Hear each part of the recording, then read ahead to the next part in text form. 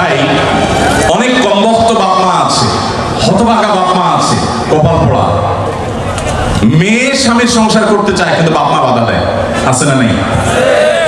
মেয়েটা ভালো কিন্তু বাপ মা ফুসলায়, আরে আমার ভাতের অভাব পড়ছে না কিন্তু চলে আস। এর মতো কপাল পোড়া বাপ মা হতে পারে না। ভাইরা আমার, বেশিরভাগ সংসারে স্বামী স্ত্রীর মধ্যে অশান্তি সৃষ্টি করে তৃতীয় পক্ষ। কারা করে? তৃতীয় পক্ষ।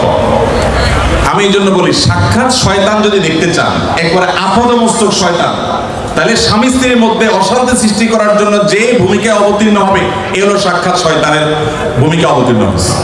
কথা কি বুঝতে পারছি? শয়তান সবচেয়ে খুশি হয় কোন কাজে জানা আছে আপনাদের? কোন কাজে সবচেয়ে বেশি শয়তান খুশি হয়? কোন সংসার ভেঙে দিলে, স্বামী স্ত্রীর মধ্যে বিচ্ছেদ হলে। আপনারা হাদিস শুনছেন, প্রসিদ্ধ হাদিস, শয়তান তার সিংহাসন পানির উপরে স্থাপন করে এবং শয়তান তার চেলাদেরকে ছেড়ে দেয়। চেলারা সারাদিন আকাম কুকাম করে সারাদিন অপকর্মের পরে ফিরে এসে তাদের দলনেতাকে বলে, আমি একজনকে খুন করিয়েছি, একজনকে দিয়ে, আরেকজনকে দিয়ে একটা মিথ্যা বলিয়েছি, আরেকজনকে দিয়ে মাদকাসক্ত করিয়েছি, আরেকজনকে দিয়ে অমুক জেনা করিয়েছি। তখন শয়তান বলে, হ্যাঁ অবশ্যই কিছু না কিছু করেছ। কিন্তু যখন কোন শয়তান এসে বলে একজন স্বামী স্ত্রীর মধ্যে বিচ্ছেদ ঘটায় দিছি, তখন শয়তান বলে তুমি সবচেয়ে বড় কাজ করছো, সে সবচেয়ে বড় খুশি হয়। যে সমস্ত পুরুষেরা মহিলাদেরকে অথবা পুরুষদেরকে উস্কা, দেখবেন যে অনেক মহিলাকে যে অনেকে বলে, ভাবি আপনার মতো মানুষের সাথে ভাই রাগ করে কেন? মানে আপনার মতো এত ভালো, এত ভদ্র, এত রূপবতী মানুষটার সাথে রাগ করে যে কেমনে? এত পাশান সে কিভাবে হয়? বুঝবেন যে এই লোকগুলো সাক্ষাৎ ইবলিস। আবার একই কথা ওই পুরুষ লোকটাকে যদি বলে যে ভাই আপনি তো রাজপুত্র, মাশাআল্লাহ, আপনার কপালে রাজরানী আসলেও কম হবে ভাই, তাহলে তার উস্কাই দিচ্ছে। তার মানে সে মনে মনে চিন্তা করবে, তাহলে আমার বউ এটা আমার জন্য আসলে মানায় না, আমি তাহলে এত বেশি যোগ্য পুরুষ। তাহলে তার স্বামীর সাথে, তার স্ত্রীর সাথে তার দূরত্ব বাড়বে কি বাড়বে না? তাহলে এই যে পাম্পট্টিটা দিল, এই পাম্পট্টি দেওয়া লোকটা হলো সাক্ষাৎ ইবলিসের ভূমিকা অবতীর্ণ হয়েছে। অতএব খবরদার, স্বামী স্ত্রীর মধ্যকার অশান্তি সৃষ্টি করার জন্য কেউ তৃতীয় পক্ষের ভূমিকা রাখবেন না। এমনকি সেটা যদি বাপ মাও যদি হয়, সে বাপ মা আল্লাহর কাঠগড়ার আসামি হবে। বহু ছেলেদের বাপ আছেন, ছেলেদের মা আছেন, শ্বশুর শাশুড়ি আছেন, বৌমার ব্যাপারে ছেলের কান ভারী করে দেয়, আছে না নেই?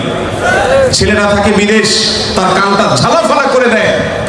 এরা সবাই কিয়ামতের ময়দানে আল্লাহর কাছে আসামি হবে। খবরদার, এরকম কোনো ষড়যন্ত্র করা যাবে না। সব চেষ্টা করতে হবে স্বামী স্ত্রীর মধ্যে মনোমালিন্য হলে সেটাকে আরো দূর করে দিতে হবে, সেটা আরো দূর করে দিতে হবে। আল্লাহ আমাদেরকে তৌফিক দান করুন। মসজিদের ইমাম সাহেবরা যারা আছেন, ফ্যামিলি কাউন্সিলিং করবেন। এলাকাতে কোথায় স্বামী স্ত্রীর সাথে মনোমালিন্য চলছে, তাদের মধ্যে সালিসি করবেন, তৃতীয় পক্ষ হয়ে মিলাবার চেষ্টা করবেন, ভাঙার চেষ্টা করবেন না। আল্লাহ আমাদেরকে তৌফিক দান করুন।